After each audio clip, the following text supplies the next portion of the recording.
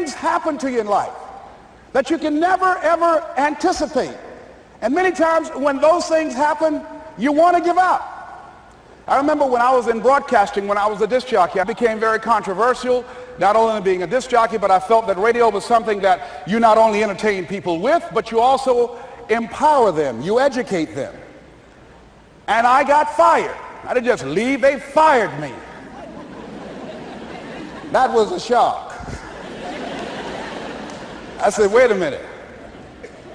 They took my microphone. I thought that was who I was. No, ladies and gentlemen, it wasn't. I had to do something else. And I didn't know what else I could do. See, here's what I'm looking at. What are the uses for your life right now that you haven't even reached for yet? See, I believe that when you don't have enough encouragement to act on your dreams or ideas, or you're not enlightened enough, that life will act on you. See, life had moved on me and said, Les Brown, you have outgrown this. It's time for you to do something else. Well, I wasn't enlightened enough. I organized some disc jockeys and got my job back. So they had to fire me again. I got fired twice. Here's what I did. I had to think of something else. And so a guy suggested to me, he said, Les, why don't you run for office? I said, man, I've never run for office. I've never known anything about how to operate in the political arena. I've heard encourage people to register to vote and get out to vote, but I don't know anything about politics. He said, neither do the people who run for office all the time.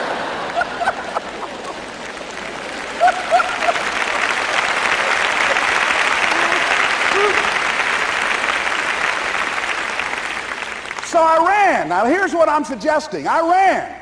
You got to do what you can where you are with what you have. I didn't have any money. I didn't know anything about the political process. I didn't even have any support. But here's what the guy told me. It's possible you could win. That's all I had. I was running against an endorsed candidate. He was an incumbent. He had the newspaper support, all of the leadership in the community, and I was challenging this guy.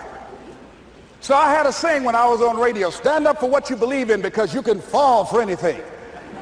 And I would go door to door. I have my kids on one side of the street. I would be on the other, and I'd knock on doors. Hello, my name is Les Brown. Tell everybody I'm still standing. They get on the phone. Child, Les Brown was to my house today. You know the boy on the radio with the big mouth? Yeah, they fired him, honey. Say he's still standing. See, I'm saying just keep moving. Don't start feeling sorry for yourself. Don't spend time blaming and talking about what happened to you. See, whatever you talk about, that's what you multiply and expand in your life experience. So don't talk about stuff unless you want it to keep on happening to you, all right? So I got in that kind of action.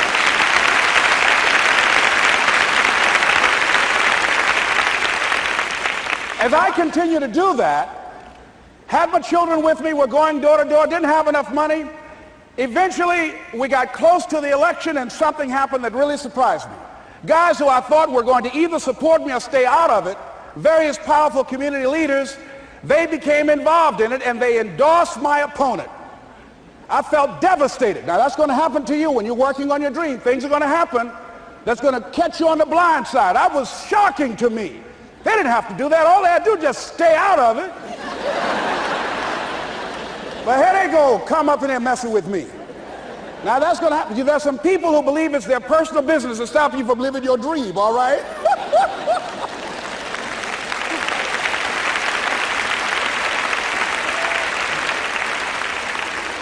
But I didn't deal with that. You want to make your dream come true, you got to stay focused. Some people rather get even than get ahead. Stay focused on where you want to go. I just kept on doing what I was supposed to do. And so I was driving to the radio station. My opponent had over $20,000. I had less than $800. As I was in the radio station, the guy said, "You're going to make a commercial?" I said, "Yes." He said, "It better be a good one because that money can't go pretty far here." And I sat there in the middle control room and I was thinking. And here's what happens when you get still. Stuff will start coming. Something said, "Call your mama." You used to talk about your mother on the air all the time. Ask her to say a few words for you. That'll be a different kind of political spot. So I called my mama. and I had a gospel record playing in the background.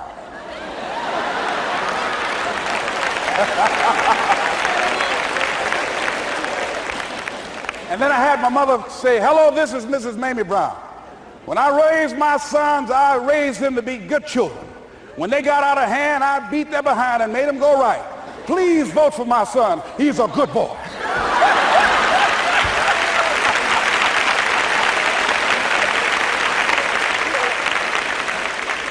Usually in the state representative race, maybe 3,000 or 4,000 people will come out to vote in a primary. In that primary race, over 27,000 people came out and voted and said, I'm voting for Les Brown because his mama said he's a good boy. I won, ladies and gentlemen. I won.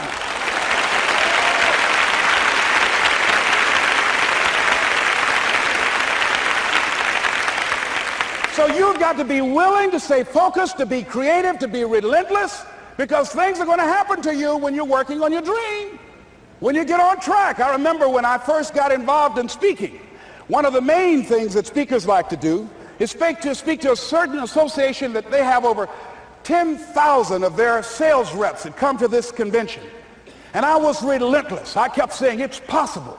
It's possible. See, what I want to let you know and set you up for, because you say it's possible, don't mean that you're not going to have any problems.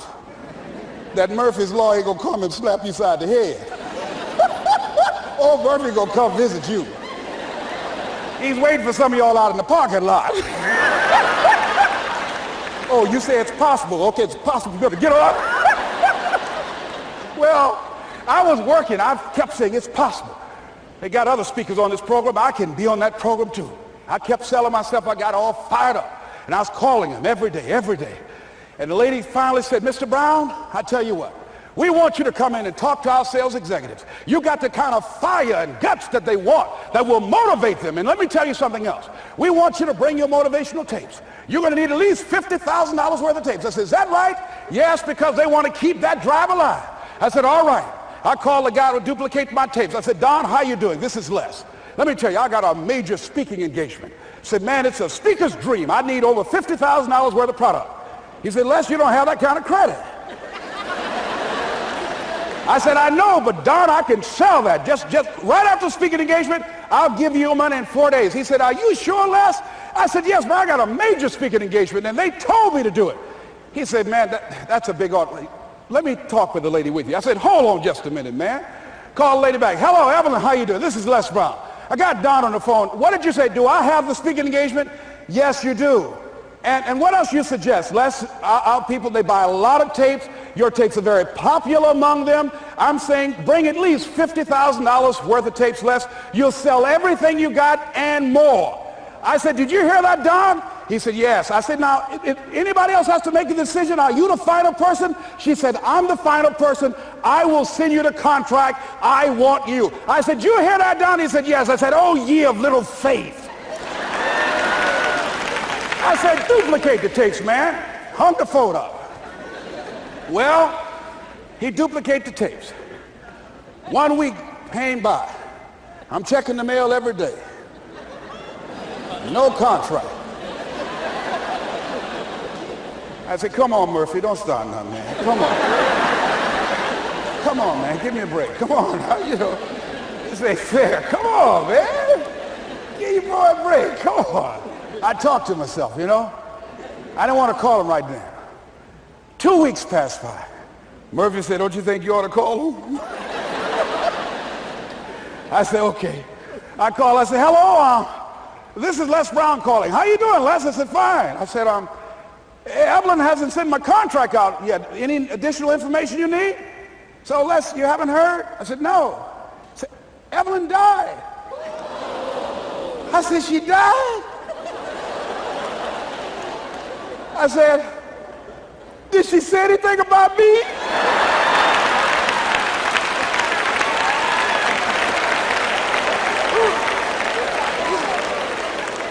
When I got home, I was so wiped out. And Murphy was in the house waiting on me. Murphy said, is it possible you want to listen to some of your tapes?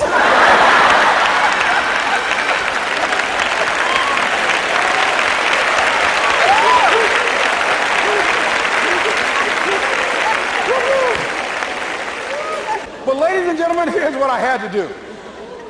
I had to begin to focus on what was the solution. That this was not the only place that I'll be able to sell those products.